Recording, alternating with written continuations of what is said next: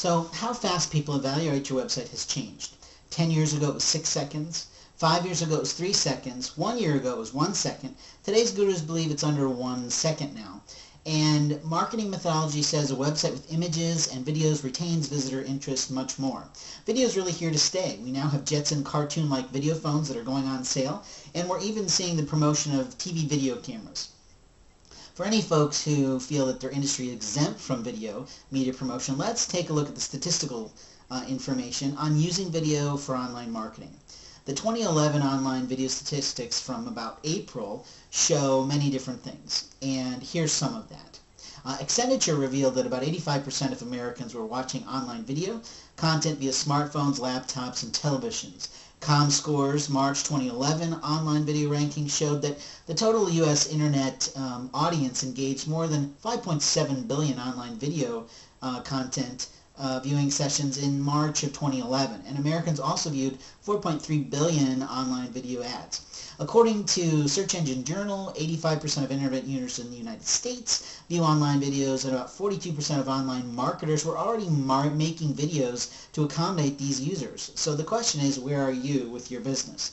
eMarketer reported that 77% of mobile users are watching more online mobile videos than they did a year ago. 23.9 million U.S. mobile users are currently watching online videos on their mobile device at least monthly. Internet retailers revealed online product videos can boost conversion by 25% or more. HubSpot released a poll indicating that in 2011 the average American watches 3 hours and about 26 minutes worth of online video a week, and that means that 169 million viewers really look at video online and manage about 5 billion plus views, 82% of all internet users. And of course Google had about 141 million visitors viewing video to the tune of about 1.8 billion views, and Facebook came in about fourth with 46.7 million viewers, showing an approximate 10% rise each month since January. So using web video can do more than just show your business or products. Like any form of marketing, the try it and see method should really be avoided. And today I'm going to provide you with some information about the do's and don'ts of video marketing and some suggestions on equipment on how to make the most economical video. The purpose, of course, of video is to create a transaction. The key part of that word is act, as usually most gurus talk about it, in terms of your video really establishes you as an authority. It offers credibility to your company, and when done correctly, it leads to the transformation of consumer into client. And the more video that you produce, the more you will maintain top rankings amongst your competitors and also on search engines. So a lot of times people think that if they just use their video recorder in their telephone or an inexpensive player and just slap it together and throw it up on Facebook or on YouTube, that's all really that goes into a development process. Well, a professional videographer or video production house will tell you that there really should be a little bit more in that. And so the real question is, when you hire someone, what are you paying for? You're paying for scripting, you're paying for shooting, you're paying for editing, you're paying for branding, you're paying for rendering, you're paying for publishing, you're paying for broadcasting, and you're paying for distributing. And that's what the charges are usually related and needed to the development of a good quality video about your business. Now, what are the major no-nos, the 3 strikes you're out rules, as we pull the nice spring terms from baseball, is first, don't try and sell products and services with your video. The disclaimer is you don't want to also wear any type of brand name fashion or put any type of product placement within your video footage, because you don't have any legal permissions to have those corporate names, logos, eyes on, whatever you call it, whoever your favorite fashion Ista might be, and brand that you love to wear, you don't have that company's legal permission to wear that clothing within your video, and so you don't want to cross any legal bounds or lines there. The same thing with maybe drinking your favorite cup of coffee that you like.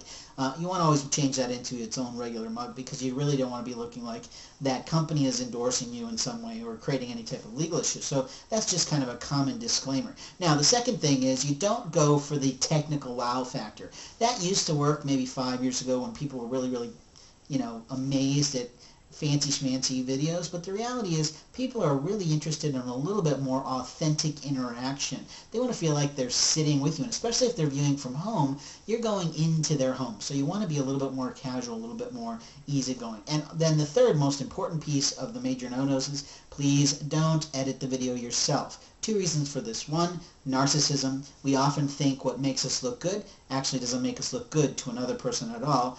And at the same time, you're not a pro. You don't know all the things that you need to know about encoding and how to make sure that your video is viewable on all the different platforms that people are going to be watching it on, or for that matter, everybody's computer has a different type of video player. And so you really want to have a professional who can splice that video together, have it branded to yourself, and that's just really important. Don't edit it yourself. Now, how do you make a home run with content? Well, shooting a great video is about capturing your story and finding the right ally to kind of help you do that. That first thing is going to be dealing with that you need to do is a script almost like as if it's for a radio commercial. We want to think in terms of 30, 45, and 60 seconds because on the simplest of terms, it's easier for any type of professional editor to splice it together, but at the same time, that's kind of like airtime in both, your old-fashioned radio commercials as well as current television and online things. You're going to lose about half your viewers after about 30 seconds. So if you can't get it concise in 30 seconds, don't put it together. The second thing is FaceTime. Not everybody likes to be in front of a camera. I'm someone who's always behind the camera, and so it really takes a lot of gumption for me to get in front of a camera to talk to people. But the reality is that people still want to see your face. They want to know who you are and what you do, even if it's only for a small portion of the video that you're going to be sharing on your website. The third thing is content. You need to offer tips from your industry or your profession. Give away a little bit of information. Create a little bit of trust with people.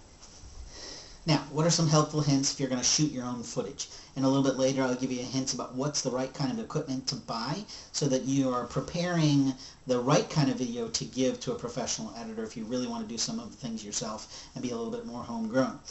Helpful hints. First, use window light or overcast outdoor light to help with the color control. It'll give you much more truer colors to the clothing that you're wearing and just your surrounding environment. Two, always zoom with your feet. Bring the camera closer to you as opposed to using the zoom function on an inexpensive couple $100 video camera. It's just a smart idea. You don't get quite the same quality if you're using the zoom on that type of piece of equipment. Third, use PowerPoint scripts and maybe something and put it in line of sight with the camera, kind of like I'm doing here. And then number four, you always want to be on a plain wall background to shoot a test.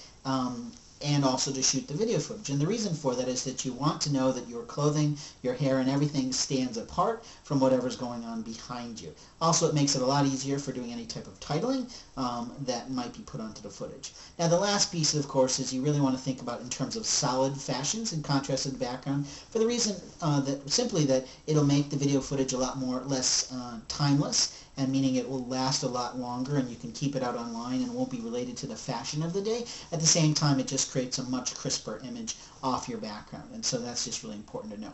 Now, how do you save some money in theory when doing this, and not necessarily in time, is that you might want to buy some equipment through maybe your local BlazeCom dealer like me, or shoot the footage yourself in brief clips, and then most importantly, pay for it to be professionally edited. Now I want to give you the secrets of how to build a great video content campaign for your business.